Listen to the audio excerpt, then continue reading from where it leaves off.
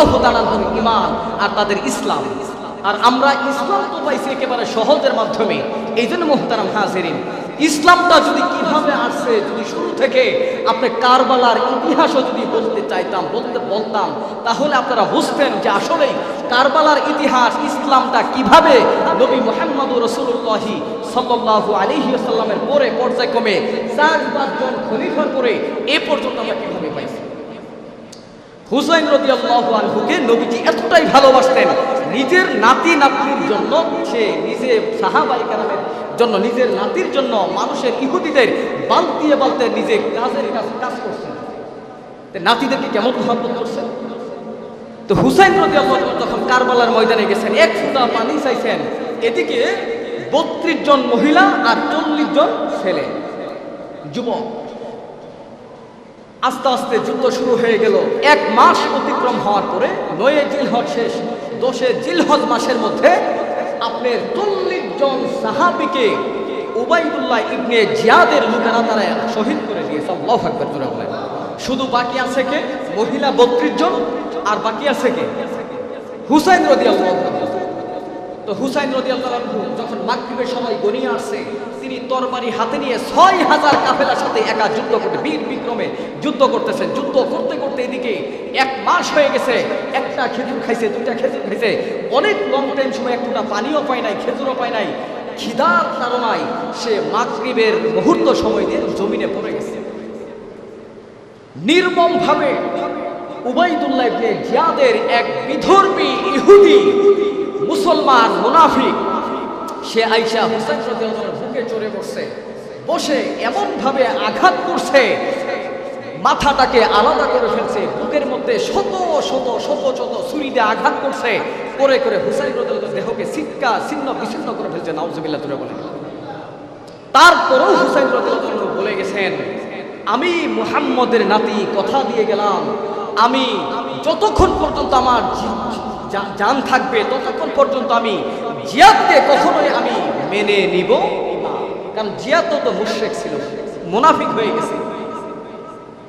এই জন্য মুহতারাম হাজিরিন, এটা অনেক বুঝার অনেক লম্বা ইতিহাস আছে। এইভাবে হুসাইন রাদিয়াল্লাহু আনহুকে এই কারবালার দিনেই, এই 10 মুহররমে তাকে শহীদ করে দেওয়া হয়েছে।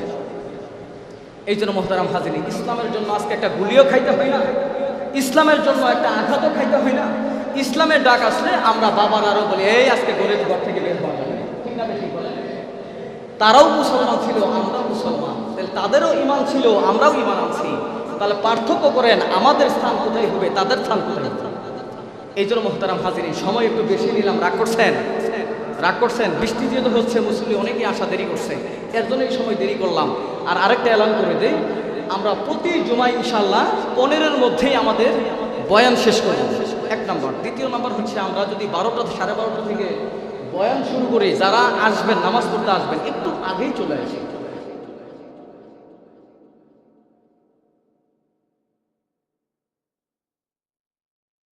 সাহাবায়ে কেরাম বলেন যে নবীজি সাল্লাল্লাহু আলাইহি ওয়াসাল্লামের নাতি হুসাইন রাদিয়াল্লাহু আনহুর চেহারা অনেকটাই আমার নবী, কলিজার নবী, সাইয়্যিদুল মুরসালিন, খাতামুন নবীন মুহাম্মাদুর রাসূলুল্লাহ সাল্লাল্লাহু আলাইহি ওয়াসাল্লামের মতো। সুবহানাল্লাহ।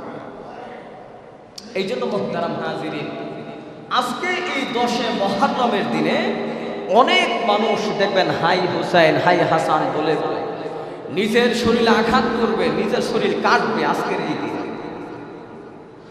দেখবেন ফেসবুক, ইউটিউবে কিছুক্ষণ পর থেকেই আপনারা দেখতে পারবেন, অর্থাৎ জোহরের পর থেকে দেখতে পারবেন হুসাইন রাদিয়াল্লাহু তাআলা তো মাগরিবের আগ মুহূর্ত দিয়ে শহীদ হয়েছেন। এই জন্য দেখবেন জোহরের পর থেকে নিয়ে তারা নিজেদের শরীরকে কাটবে, ধারালো অস্ত্র দিয়ে নিজের শরীরের মধ্যে আঘাত করে শরীরকে ক্ষত বিক্ষত করে ফেলবে। নাউজুবিল্লাহ বলেন। আসার পথে দেখলাম যে আপনাদের এখানে মোড়, এই যে মোড়টা ডাক্তারের দোকানের সামনে, এক লোকে চাল ডাল ইত্যাদি উঠাইতেছে আর বলতেছে, তোমরা যারা হাসান হুসাইনকে মহব্বত করো, তোমরা সবাই আজকের এই 10 মুহররমের দিনে তোমরা যে যা পারো আমাকে দাও। এই যে এখানে ডাক্তারের দোকানের সামনে বড় একটা ডেস্ক নিয়ে বসে। কথা সত্য বললাম না মিথ্যা বললাম বলে? আপনারা কি শুনছেন? আমি তো আর ভয় পাইতেছি। যেটা সত্যতা বলতে হবে। ভাই আপনি হুসাইনকে মহব্বত করেন, করার দরকার আছে। এই জন্য আপনি চাল ডাল উঠানোকে কেন্দ্র করে আপনার হুসাইন রাদিয়াল্লাহু তাআলা আনহুকে নাম বিক্রি করে করে মানুষের কাছে আপনি চাচ্ছেন যে হুসাইন রাদিয়াল্লাহু আনহুকে মহব্বত করেন সে চাল ডাল ইত্যাদি যে যতটুকু পারেন আমাকে দেন। নাউজুবিল্লাহ বলেন। এটা আদৌ কি কোরআন হাদিস এটা আছে বলেন? 10 মুহররম আপনি যদি মানেন যে 10 মুহররমে হুসাইন রাদিয়াল্লাহু তাআলা আনহুকে শহীদ করা হয়েছে, তাহলে আপনি আজকে সারা দিন পর আপনি নামাজ পড়েন, নামাজ পড়ে হুসাইন রাদিয়াল্লাহু তাআলা আনহুর সাথে আরো যে 40 জন সাহাবী শহীদ হয়েছে তাদের জন্য আপনি দোয়া করেন। কিন্তু হুসাইন রাদিয়াল্লাহু আনহুকে আপনি মহব্বত করতেছেন, আপনার মুখে একটা দাড়ি পর্যন্ত আপনার মুখে নাই। নাউজুবিল্লাহ বলেন। না আছে হুসাইন রাদিয়াল্লাহু তাআলা আনহু একটা সুন্নাত, না আছে হুসাইনের দাড়ি, না আছে হুসাইনের পাঞ্জাবি, না আছে হুসাইনের জুব্বা। আপনার শরীরের মধ্যে হুসাইন রাদিয়াল্লাহু তাআলা আনহু, হাসান রাদিয়াল্লাহু তাআলা আনহু কোনো সুন্নতের লেবাস নাই, আর আপনি বসে বসে বলতেছেন হুসাইনকে যারা মহব্বত করো, হুসাইনকে যারা ভালোবাসো, হাসানকে যারা ভালোবাসো, হাসানকে যারা মহব্বত করো, তারা যে যতটুকু পারো আমাকে দাও। নাউজুবিল্লাহ জোরে বলেন। এগুলি করা যাবে? যাবে না। এই জন্য মুহতারাম হাজিরিন, আমরা সবাই সবার জন্য দোয়া করব, এবং কি যারা এখনো ভুল ত্রুটির মধ্যে আছেন আল্লাহ তাআলা তাদেরকেও সঠিক বুঝদান করেন, বলেন আমিন। এই দিনে দেখেন কারবালার যে ঘটনাটা হয়েছে, সর্বপ্রথম নবী মুহাম্মদুর রাসূলুল্লাহ সাল্লাল্লাহু আলাইহি ওয়াসাল্লামের ইন্তেকালের পরে খেলাফতের দায়িত্ব ছিলেন সিদ্দিকে আকবর আবু বকর সিদ্দিক রাদিয়াল্লাহু। তিনি দায়িত্ব ছিলেন কিসের? মুহররম মাসে, এই মুহররমের দিনে তিনি দায়িত্ব ছিলেন কারবালার দিনে, এই মুহররমের মাসে নবী হাসান হুসাইন রাদিয়াল্লাহু আনহু আবু বকর সিদ্দিক রাদিয়াল্লাহু আনহু সর্বপ্রথম খেলাফতের দায়িত্ব পেলেন। সুবহানাল্লাহ।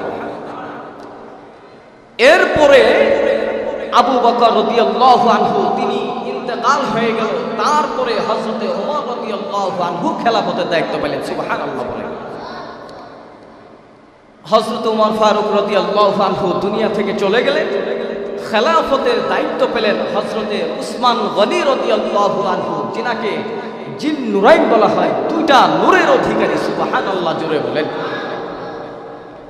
উসমান রাদিয়াল্লাহু আনহু তিনি দুনিয়া থেকে বিদায় হয়ে গেল, তারপরে ঘোষণা হয়ে গেল আলী কারামুল্লাহু ওয়াজহা, তিনাকে আল্লাহ রব্বুল আলামিনের পক্ষ থেকে ফয়সালা হয়ে গেছে, তিনি এখন কি করবেন? সিংহাসনের দায়িত্ব পালন করবেন। সুবহানাল্লাহ। খেলাফতের দায়িত্ব পালন করবেন। তিনার শাহাদাতের পরে হাসান রাদিয়াল্লাহু আনহু তিনি খেলাফতের দায়িত্ব পাইলেন। তখন দেখেন ইতিহাসটা একটু খেয়াল করে শুনেন। আপনারা সবাই হয়তো জানেন, মুয়াবিয়া নাম শুনছেন কি শুনছেন না?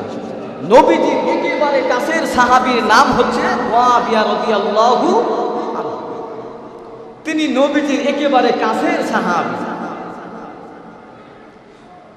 তো মুয়াবিয়া রাদিয়াল্লাহু আনহুকে নবীজির একজন কাছের সাহাবী, তিনাকে অনেক মুসলমান তার উপর বায়াত গ্রহণ করেছে।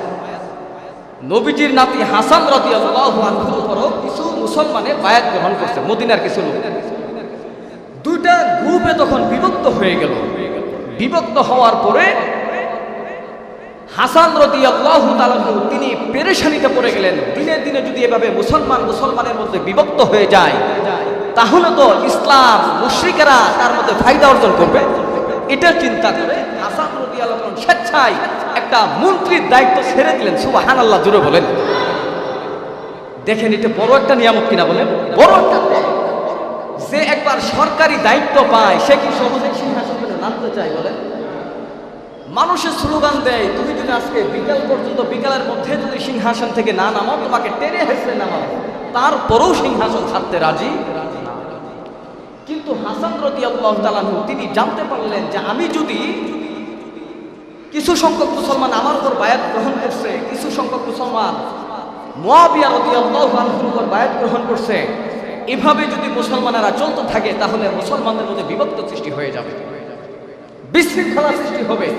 এই জন্য হাসান রাদিয়াল্লাহু তাআলা আনহু নিজের সিংহাসনের দায়িত্ব মুয়াবিয়া রাদিয়াল্লাহু তাআলা আনহুর কাছে সুপর্দ করে দিলেন। সুবহানাল্লাহ। যে মুয়াবিয়া, আমার দায়িত্বের দরকার নাই, আপনি পুরো দেশ পরিচালনা করেন। সুবহানাল্লাহ।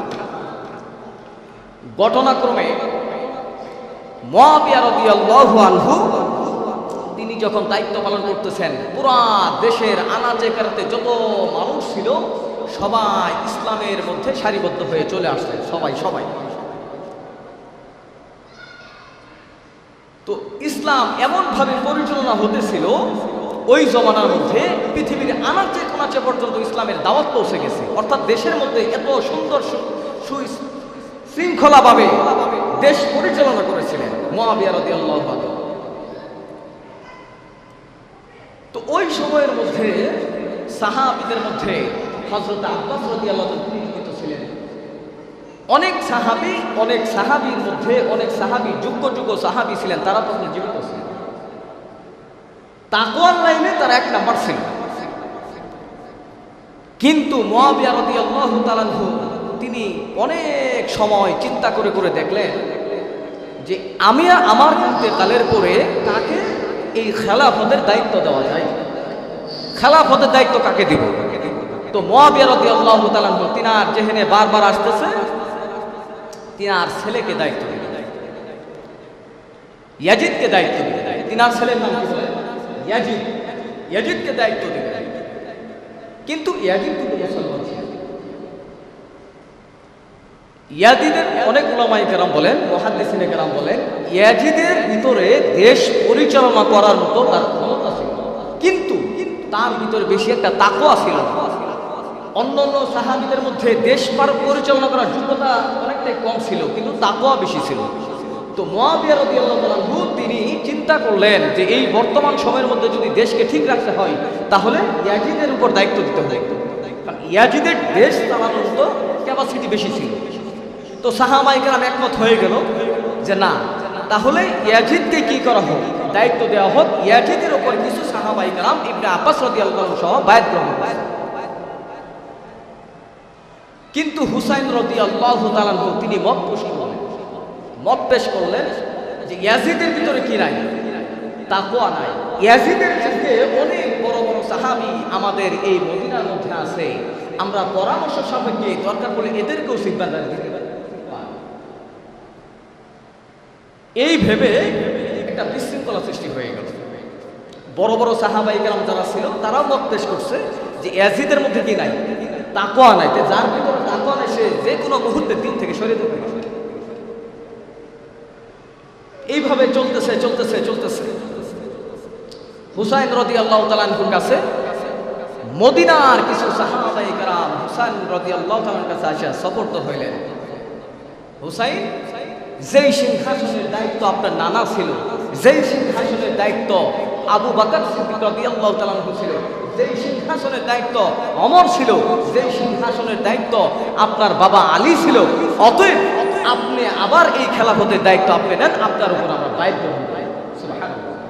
তখন মদিনার কিছু সাহাবায়ে কেরাম অর্থাৎ হুসাইন রাদিয়াল্লাহু আনহুর কাছে তারা বায়াত গ্রহণ করছে, আর কিছু সংখ্যক লোক ইয়াজিদের উপর বায়াত গ্রহণ করে। ইয়াজিদ কেমন? ইয়াজিদ কিন্তু মুয়াবিয়া রাদিয়াল্লাহু আনহুর ছেলে। এরপর এই দায়িত্ব গ্রহণ করার পরেই মুয়াবিয়া রাদিয়াল্লাহু তাআলা আনহুর ইন্তেকাল হয়ে গেল। তখন ইয়াজিদ দেশ পরিচালনা করবেন। ইয়াজিদ তো ওই সময় ইয়াজিদ যখন দেশ পরিচালনা করবেন, ইয়াজিদের সময় অনেক বেশ কিছু লোক তারা ইয়াজিদের মুরিদ হয়ে গেল। এই মুহূর্তে কুফা একটা এলাকার নাম ছিল, কুফাবাসীরা হাজার চিঠি মদিনায় পাঠাইতেছে। হুসাইন, আপনার নানা যেই সুন্দরভাবে দেশ পরিচালনা করছে, সমাজ পরিচালনা করেছেন, আবু বকর সিদ্দিক রাদিয়াল্লাহু তাআলা আনহু যেই সুন্দরভাবে দেশ পরিচালনা করছেন, আমরা চাচ্ছি আপনি কি করেন, আপনার নানার সিংহাসনে বসে আপনিও আমাদেরকে নেতৃত্ব দেন, আমরা আপনার উপরে বায়াত গ্রহণ করব। সুবহানাল্লাহ। কিন্তু তাদের মুখে ছিল এই কথা, কিন্তু তাদের বুকে ছিল কি অন্যটা। হুসাইন রাদিয়াল্লাহু তাআলা চিন্তা করলেন, আমার বাবাকেও তো কুফাবাসীরা এইভাবে দাওয়াত দিয়ে আমার বাবাকে শহীদ করে দিছে, আলী রাদিয়াল্লাহু তাআলা আনহুকে শহীদ করে দিছে। আমার মনে হয় না তারাও মনে হয় আমাকে কি করবে, ডেকে নিয়ে শহীদ করে দিবে। এটা হুসাইন রাদিয়াল্লাহু তাআলা চিন্তা করলেন।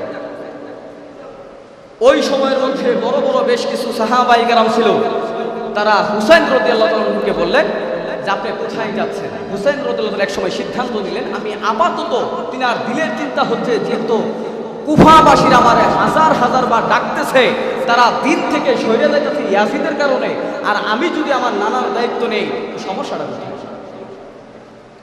এই চিন্তা করে সাহাবায়ে কেরামদের বড় বড় সাহাবায়ে কেরামরা বললেন যে হুসাইন আপনি কোথায় যান? যে আমি মক্কায় যাব। হুসাইন রাদিয়াল্লাহু তাআলা যাবে কোথায়? কুফাতে যাবে, কিন্তু সর্বপ্রথম উনি মক্কাতে অবস্থান করবে। সাহাবায়ে কেরাম, তারা বড় বড় সাহাবায়ে কেরাম ছিল, তারা বুঝতে পারছে যে হুসাইন রাদিয়াল্লাহু তাআলা মক্কা থেকে হয়তো কুফায় যাবে। কিন্তু হুসাইন রাদিয়াল্লাহু তাআলা সম্পূর্ণ ক্লিয়ার না করে সে বলতেছে আমি মক্কায় যাব, তারপর সিদ্ধান্ত দেখা যায় কি করা যায়, এইভাবেই বলছে। তো মক্কায় যখন হুসাইন রাদিয়াল্লাহু তাআলা অবস্থান করলেন, তখন হাজার হাজার চিঠি কুফাবাসীরা দিতে থাকলেন, হুসাইন আপনি এখন আসেন না কেন, হুসাইন আপনি আসেন না কেন। তো হুসাইন রাদিয়াল্লাহু তাআলা যখন মক্কায় অবস্থান করলেন, কিছুদিন অতিক্রম হওয়ার পরে হুসাইন রাদিয়াল্লাহু তাআলা কুফাবাসীদের পরিবেশ দেখার জন্য একজন সাহাবীকে তিনি পাঠাইলেন। ওই সাহাবী হযরতে হুসাইন রাদিয়াল্লাহু তাআলার চাচাতো ভাই মুসলিম ইবনে আকিল। বলেন নাম কি? মুসলিম ইবনে আকিলকে পাঠাইলেন কোথায়? মক্কা থেকে কুফায় পাঠাইলেন। যে মুসলিম ইবনে আকিলকে বললেন তুমি কুফায় যাও, যাওয়ার পরে দেখো কুফাবাসীরা আসলে কি আমাকে চাই কিনা, নাকি আমার বাবার মতো আমাকে ডেকে নিয়ে তারা হত্যা করে। আলী রাদিয়াল্লাহু তাআলাকে তো কুফাবাসীরা হত্যা করছে, তো এইভাবে ডেকে নিয়ে যাবে। তো মুসলিম ইবনে আকিল তিনি কুফাতে গিয়ে চিঠি পাঠাইলেন যে হুসাইন আপনি আসতে পারেন, কুফাবাসীরা আপনার জন্য পাগল। নাউজুবিল্লাহ বলেন।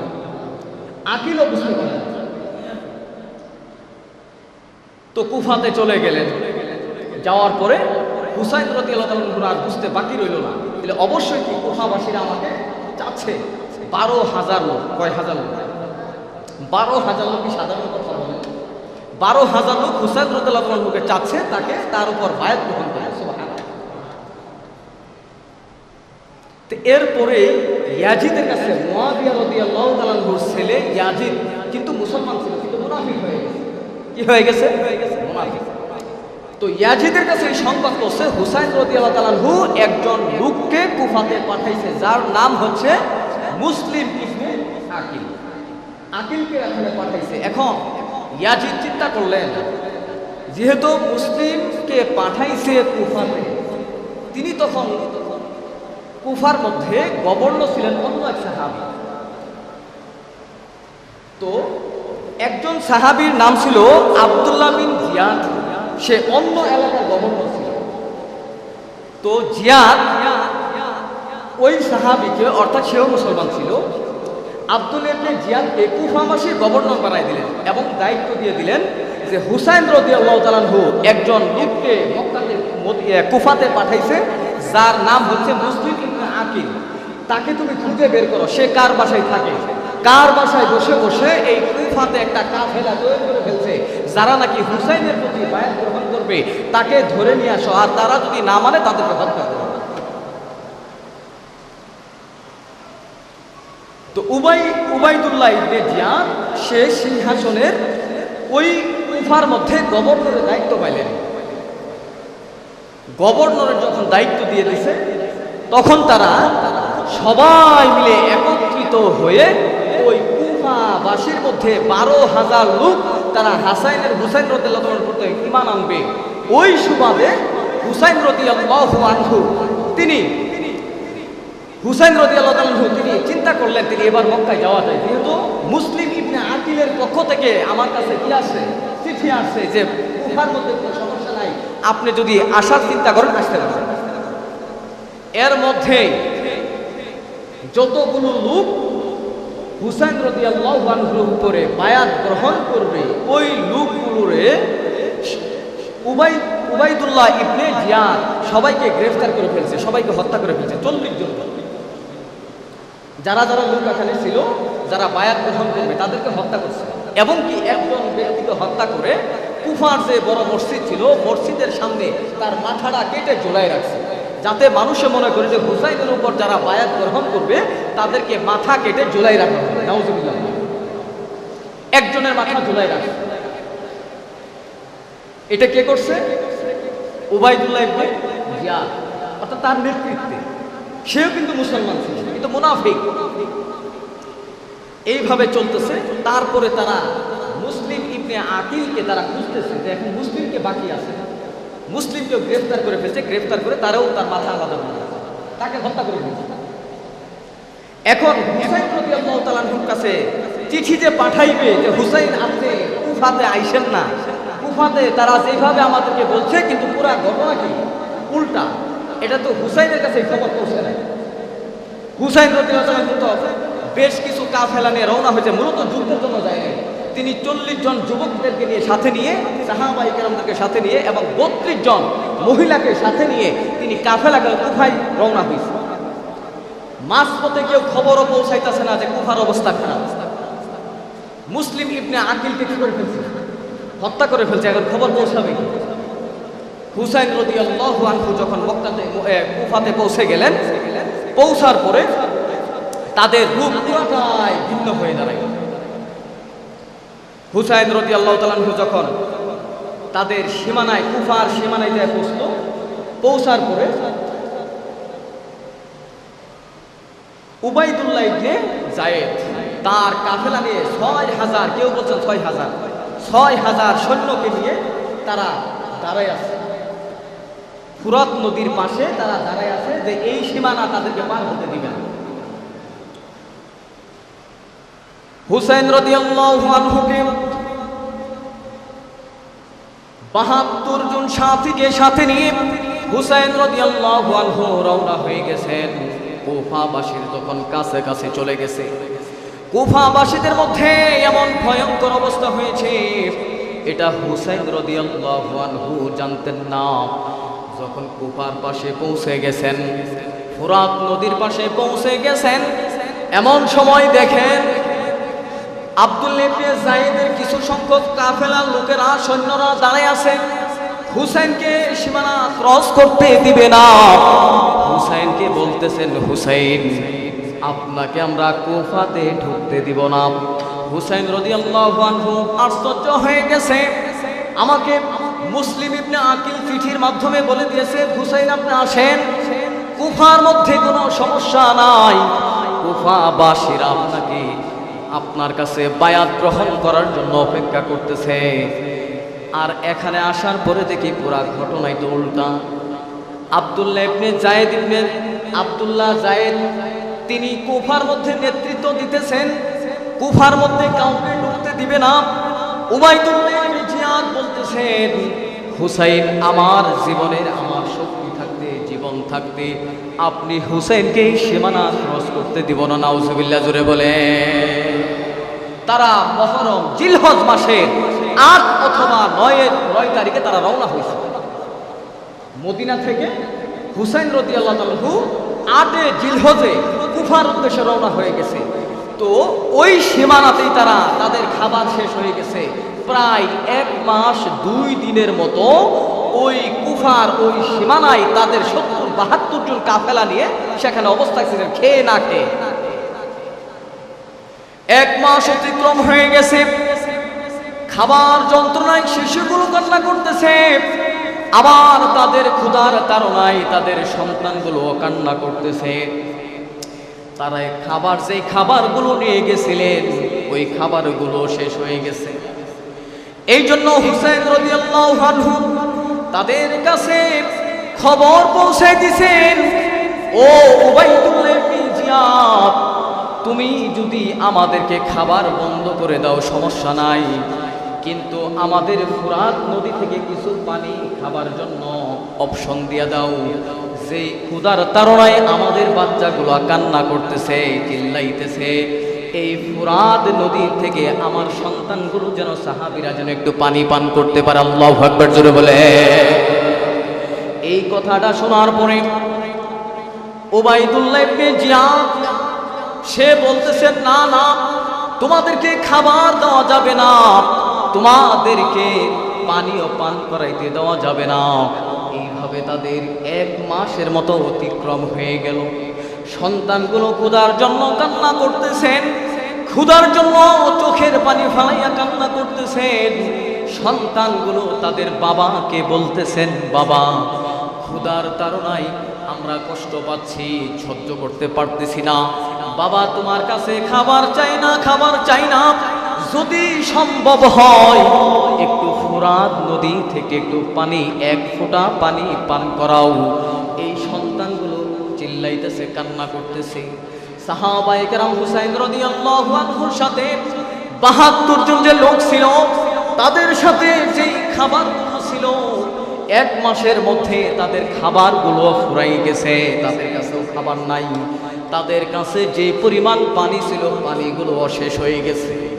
হুসাইন রাদিয়াল্লাহু আনহু নিজের সন্তানকেও কান্না করতেছেন, কান্না করতেছেন। হুসাইন রাদিয়াল্লাহু আনহুর কলিজার টুকরা সন্তান আসগর, সে নিজেও কান্না করতেছেন, ছোট মাসুম বাচ্চা। দেখেন হুসাইন রাদিয়াল্লাহু তাআলা নিজের সন্তানের জন্য উবাইদুল্লাহ ইবনে জিয়াদকে বলতেছেন, জিয়াদ রে, আমাকে পানি না দাও, কাফেলার লোককে পানি না দাও, তাতে আমাদের কাফেলার লোকের কোনো সমস্যা নাই। ওরে উবাইদুল্লাহ ইবনে জিয়াদ, আল্লাহর কসম করে বলি, আমিও যেমন মুসলমান, আমি তো কার সন্তান তুমি জানো, অতএব তুমি আমার ভাই, তুমিও তো মুসলমান, অতএব ভাই একটু দয়া করে এই যে সন্তানগুলা কান্না করতেছে, এই সন্তানগুলোর মুখে ফোঁটা পানি দাও। উবাইদুল্লাহ ইবনে জিয়াদ কোনোভাবে মানতে রাজি না। এদিকে হুসাইন রাদিয়াল্লাহু আনহুর সন্তান বুকটা ফেটে যাচ্ছে, আসগর একেবারে ছোট মাসুম বাচ্চা, পানির জন্য ছটফট করতেছে, পানির জন্য কান্না করতেছিলেন। হুসাইন রাদিয়াল্লাহু আনহু নিজের সন্তানের চেহারা দেখে নিজেকে কন্ট্রোল করতে পারে নাই। হুসাইন রাদিয়াল্লাহু আনহু নিজের সন্তান জিয়াদকে, আসগরকে সাথে নিয়ে এইভাবে উঁচা করে উবাইদুল্লাহ ইবনে জিয়াদের কাছে বলতেছেন, উবাইদে, আমার সন্তান আসগরের দিকে তাকায় দেখো, তোমাদের ঘরেও তো সন্তান আছে, এর জন্য আমি মুহাম্মদ সাল্লাল্লাহু আলাইহি ওয়াসাল্লামের কলিজার টুকরা নাতি হয়ে তোমার কাছে আবদার করলাম, আমার এই সন্তান আসগরের জন্য 1 ফোঁটা পানি দাও। উবাইদুল্লাহ ইবনে জিয়াদ বলতেছে, না না, সম্ভব না। এদিকে ওই সন্তান আসগর চিল্লাইতেছেন, বুকটা ফেটে যাচ্ছেন। ইতিমধ্যে আসগরের শরীর থেকে শক্তি একেবারে নিস্তেজ হয়ে গেছেন। হুসাইন রাদিয়াল্লাহু আনহু সন্তানকে উঁচা করে ধরছেন। এর মধ্যে একজন মুনাফিক মুসলমান দূর থেকে একটা তরবারি তীর হাতে নিয়ে এমনভাবে সন্তানের কলিজায় তীর মারছে, হুসাইন রাদিয়াল্লাহু আনহুর সন্তানের বুকে, কলিজার টুকরা সন্তানের বুকের মধ্যে তীর লেগে গেছেন। এই পাশ থেকে বুক থেকে পিছন পর্যন্ত বের হয়ে গেছেন।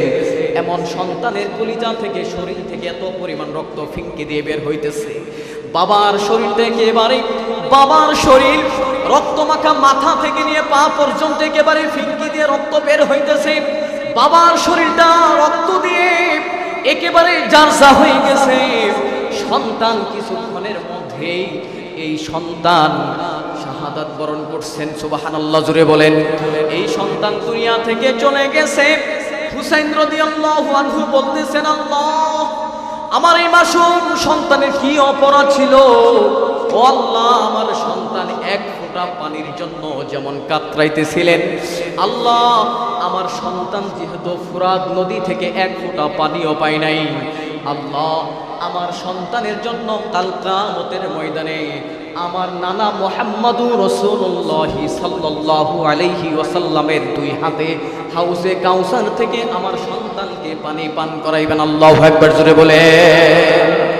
এমন ছিল তাদের ইতিহাস, এমন ছিল তাদের ইসলাম। ইসলামের জন্য হুসাইন রাদিয়াল্লাহু তাআলা 1 সেকেন্ডের জন্য সে নিজে মাথা নত, বেঈমানদের সামনে মাথা নত করে নেয়। আল্লাহু আকবার। এক ফোঁটা পানি দেয় নাই। আপনা আমি সন্তানের সামনে নিজে খাবো না, কিন্তু সন্তানের জন্য নিজেকে ধরে রাখতে পারে না।